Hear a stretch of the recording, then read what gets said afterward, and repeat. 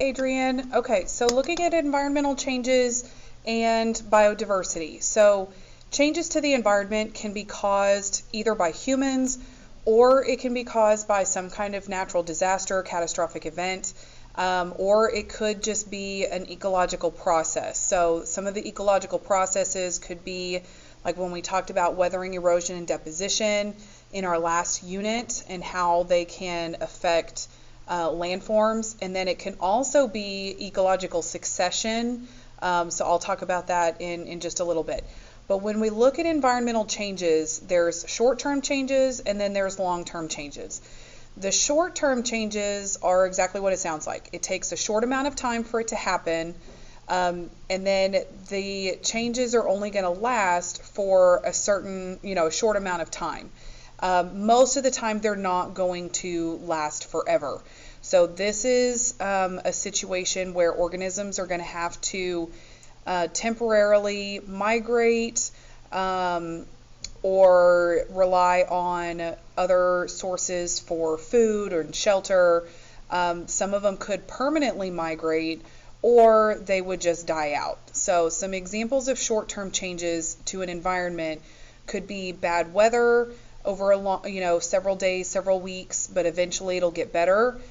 Forest fires, that the forest can actually regrow and be okay again.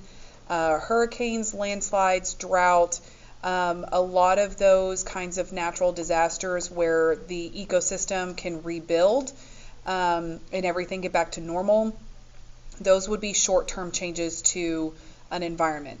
Long-term changes happen slowly over time, and the effects, the changes are usually going to be a permanent change.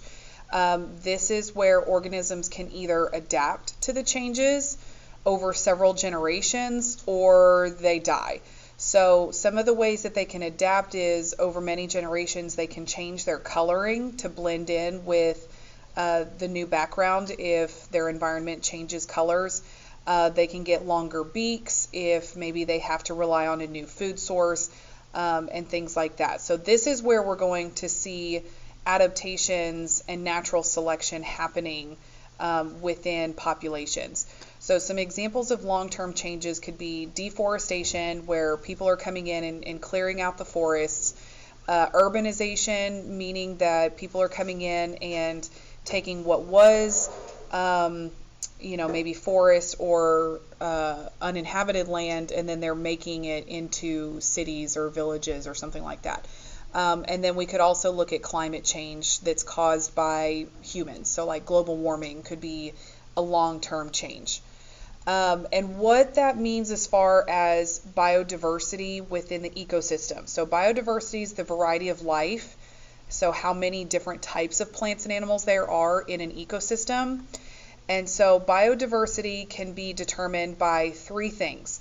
The size of the area, because if you have more of a larger space, then there can be more plants and animals there, so it can have a higher biodiversity. If the climate conditions are favorable for plants and animals, then having a warmer, wetter climate can also mean that there's more plants and animals there, so it has higher biodiversity. And then a diversity of niches. And niches are going to be a certain role or a job that individual plant and animal species can have within their food webs.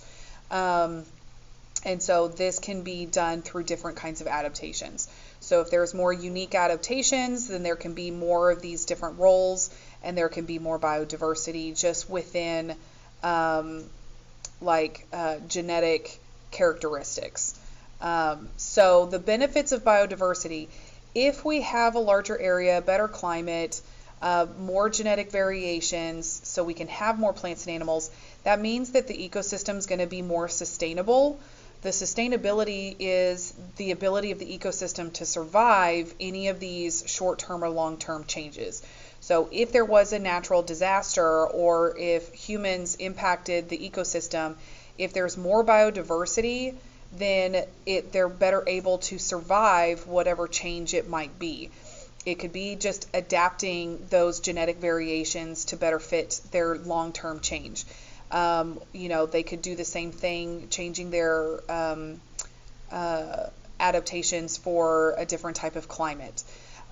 So the more biodiversity you have, the greater the sustainability, meaning that the ecosystem or the species population has a greater chance of surviving and change. So an example that I used in class was if we've got a food web where there might be only one kind of insect, but 3 different animals eat that insect, and that's where they get their food source from. If that one insect population were to die out, then those other 3 animals that rely on it for food would also start to die out, and so the entire food web would eventually collapse. But if there were 4 or 5 different types of insects, then even if one of those species died out, then those animals would still have other types of insects that they could eat and then maintain their populations. So if we have more of that biodiversity, a different variety, then everything can survive a little bit longer and a little bit better.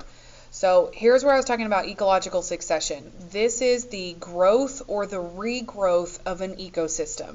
So primary succession is going to be the very first time that an area is going to turn into an ecosystem.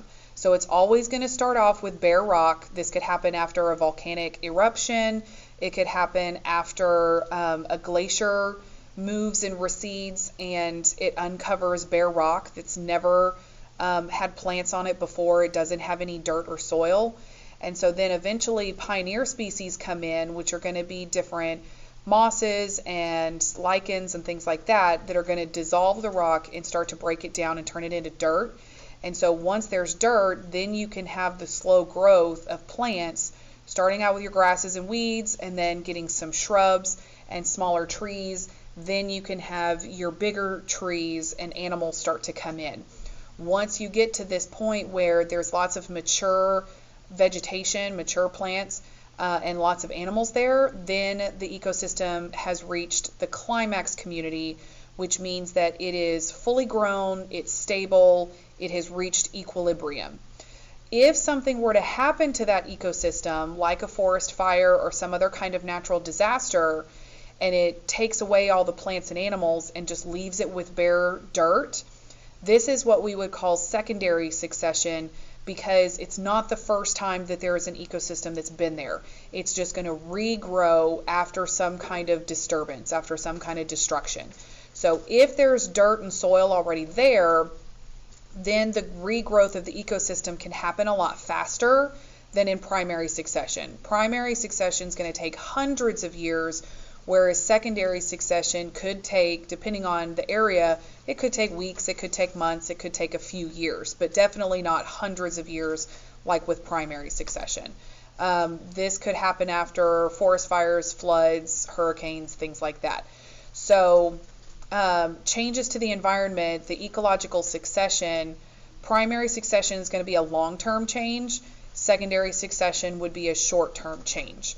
So if there's more biodiversity, then when an ecosystem goes through secondary succession, it's going to have more sustainability because things are going to be able to regrow and adapt better than if it had low biodiversity.